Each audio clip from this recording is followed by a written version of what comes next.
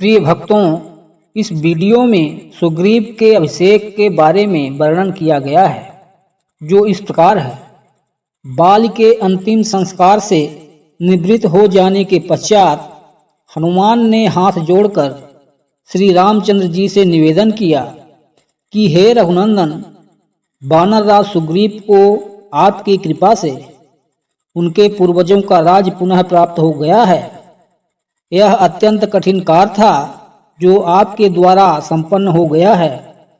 अब आप कृपा करके उनका राज तिलक कर अंगद को युवराज पद प्रदान करें।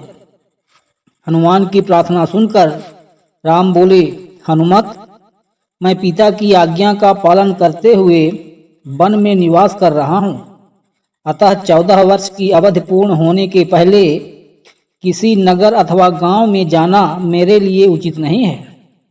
अतः तुम लोग सुग्रीव के साथ नगर में जाकर राज्याभिषेक की प्रक्रिया पूर्ण करो। फिर राम ने सुग्रीव से कहा, हे मित्र, तुम लौकिक और शास्त्रीय व्यवहार के ज्ञाता हो, नीतिवान और लोक व्यवहार कुशल हो, इसलिए अपने भतीजे अंगद को युवराज का पद प्रदान करो। वह तुम्हारे ज्येष्ठ भ्राता का पुत्र ही नहीं है, पराक्रमी और वीर भी है। कुछ दिन तुम लोग राज्य में रहकर शासन व्यवस्था को सुव्यवस्थित करो और प्रजा की भलाई में मन लगाओ। श्रावण का महीना आ गया है और वर्षा के ऋतु का आरंभ हो चुका है, अतः 4 मास तक सीता की खोज संभव नहीं है। वर्षा की समाप्ति पर जानकी की खोज कराना। मैं इस अवधि में लक्ष्मण सहित इसी पर्वत पर निवास करूंगा। राम से विदा होकर सुग्रीव किष्किंधा जाकर किष्किंधापुरी की शासन व्यवस्था में व्यस्त हो गए। इस अंतराल में राम लक्ष्मण के साथ प्रस्त्रवण पर्वत पर निवास करने लगे। एक सुरक्षित कंदरा को कुटिया का रूप देकर वे लक्ष्मण से बोले, हे भाई, हम वर्षा ऋतु यहीं व्यतीत करेंगे। वृक्षादि से सुशोभित यह पर्वत अत्यंत रमणीक है। इस गुफा के निकट ही सरिता के प्रवाहित होने के कारण यह स्थान हमारे लिए और भी सुविधाजनक रहेगा। यहाँ से किष्किंधा भी अधिक दूर नहीं है, किंतु इस शांतिप्रद वातावरण में भी जानकी का वियोग मुझे दुखी कर रहा है। उनके बिना मेरे हृदय में भयंकर पीड़ा होती है। इतना कहकर वे शोक में डूब गए। अपने अग्रज को शोकातुर देखकर लक्ष्मण बोले, हे वीर, इस प्रकार व्यथित होने से कोई लाभ नहीं है। शोक से तो उत्साह नष्ट होता है, और उत्साहहीन हो जाने पर रावण से हम कैसे प्रतिशोध ले सकेंगे। इसलिए आप धैर्य धारण कीजिए। हम रावण को मारकर भाभी को अवश्य मुक्त कराएंगे। केवल कुछ दिनों की बात और है। लक्ष्मण के वचनों से राम ने अपने हृदय को स्थिर किया और वे प्रकृति की शोभा निहारने लगे। थोड़ी देर तक वे वर्षाकालीन प्राकृतिक दृश्यों का अवलोकन करते रहे। फिर लक्ष्मण से बोले, हे लक्ष्मण, देखो इस वर्षा ऋतु में प्रकृति कितनी सुंदर प्रतीत होती है। ये दीर्घाकार मेघ पर्वतों का रूप धारण किए आकाश में दौड़ रहे हैं। इस वर्षा ऋतु में ये मेघ अमृत की वर्षा करेंगे।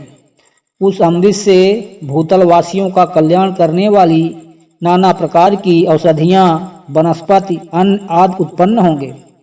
इधर इन बादलों को देखो, एक के ऊपर एक खड़े हुए ये ऐसे प्रतीत होते हैं मानो प्रकृति ने सूर्य तक पहुँचने के लिए इन कृष्ण श्वेत सीढ़ियों का निर्माण किया है। शीतल मंद सुगंधित समीर हृदय को किस प्रकार प्रफुल्लित करने का प्रयत्न कर रही है, किंतु विरही जनों के लिए यह अत्यधिक दुखदायी भी है।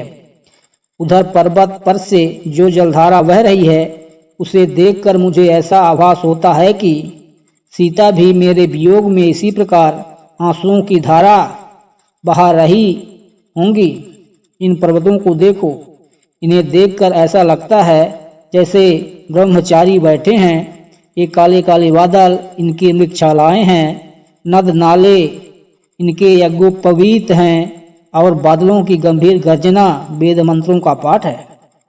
कभी कभी ऐसा प्रतीत होता है कि ये बादल गरज नहीं रहे हैं, अपितु बिजली के कोड़ों से प्रताड़ित होकर पीड़ा से कराहते हुए आर्तनाद कर रहे हैं। काले बादलों में चमकती हुई बिजली ऐसी प्रतीत हो रही है मानो राक्षस राज रावण की गोद में मूर्छित पड़ी जानकी हो।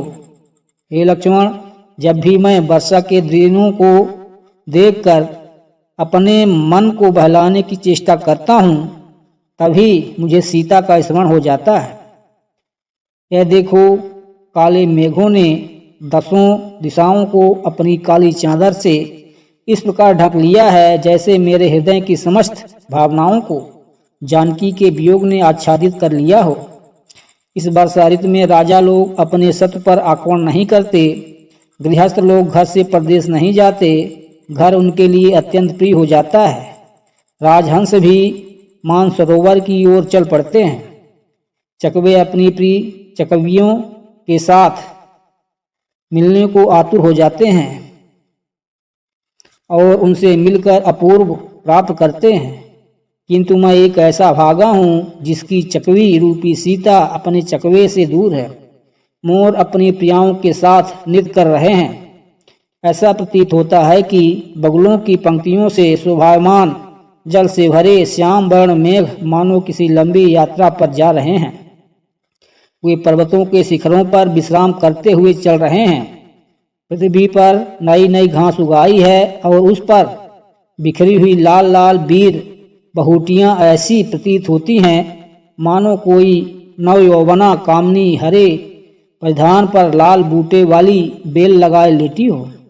सारी पृथ्वी इस वर्षा के कारण हरितिमामय हो रही है। सरिताएं कलकलनाद करती हुई बह रही हैं। बानर वृक्षों पर अटखेलियां कर रहे हैं। इस सुखद वातावरण में केवल विरहीजन अपनी प्रियाओं के वियोग में तड़प रहे हैं। उन्हें इस वर्षा की सुखद फुहार में भी शांति नहीं मिलती। देखो, ये पक्षी कैसे प्रसन्न होकर वर्षा की मंद मंद फुहारों में स्नान कर रहे हैं। उधर वह पक्षी पत्तों में अटकी हुई वर्षा की बूंदों को चाट रहे हैं।